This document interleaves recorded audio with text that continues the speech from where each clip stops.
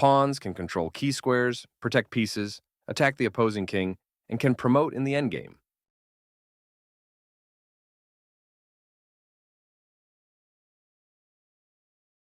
Can you take over the center and attack black's bishop at the same time?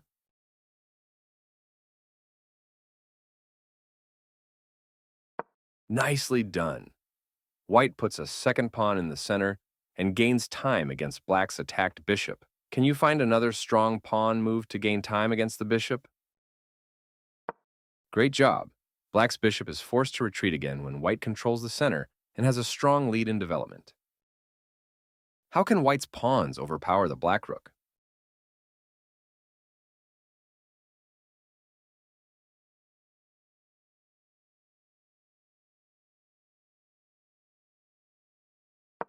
Good start. How can you help the e-pawn? Great move. How can you promote before the black king can join the defense? Almost there. What's next? Well done. White should win this endgame. Can you find a powerful pawn move in this position? Nicely done. White's pawn forces black to weaken the dark squares around black's king. How can white take advantage of these weaknesses? You got it. White's queen joins the pawn again in the attack against the g7 square. Black now threatens checkmate on g2, but white's attack comes first. Finish the game. White's f-pawn was critical in opening lines around black's king for a successful attack. Great job. Which pawn move opens up an overwhelming attack that wins material? What a powerful pawn move. White threatens black's knight on c6 and opens up the queen and bishop's checkmate attack against g7. Black will at least lose a knight to avoid checkmate.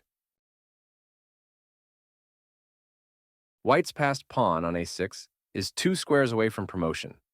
What is white's best move to prepare this idea?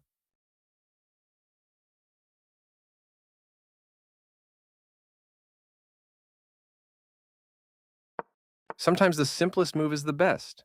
Black's queen is forced to retreat to prevent white from promoting. How can white destroy black's defense? Excellent job forking the king and queen. Now let's capture black's queen and make the strongest promotion move. Excellent play.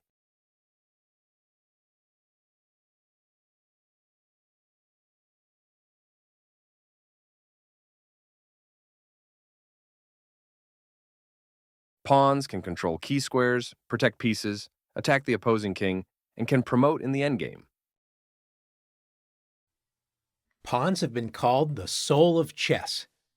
This is because the structure and plans in each chess game are determined by the positioning of the pawns. Understanding how to use pawns is one of the most challenging aspects of chess. Pawns may only be worth 1 point each in the scale of chess values, but together they add up to 8. Pawns should be used for 4 main things. First, they're used to control squares. In this position, look how many white pawns control so many key squares in the center. Black has a lot of pieces, but they have nowhere to move. Secondly, pawns are used to protect other pieces. Look here where white would love to capture some of those powerful black pieces, but they are all protected by pawns. Third, pawns are useful as battering rams to open up the position. Watch this little pawn on h6 open up the position by playing h takes g7. White captures the pawn directly in front of black's king and opens up the h-file, allowing white's queen and rook to work together to deliver a checkmate on h7. Notice black has no way to stop this. After king takes g7, queen takes h7 is checkmate. Finally, pawns are most useful when they reach the other side of the board and become a queen. Watch this little guy go. Black tries to catch the pawn with king to c6, but black's king is too far away, and white promotes to a queen. Now let's see if you can make the most of your pawns.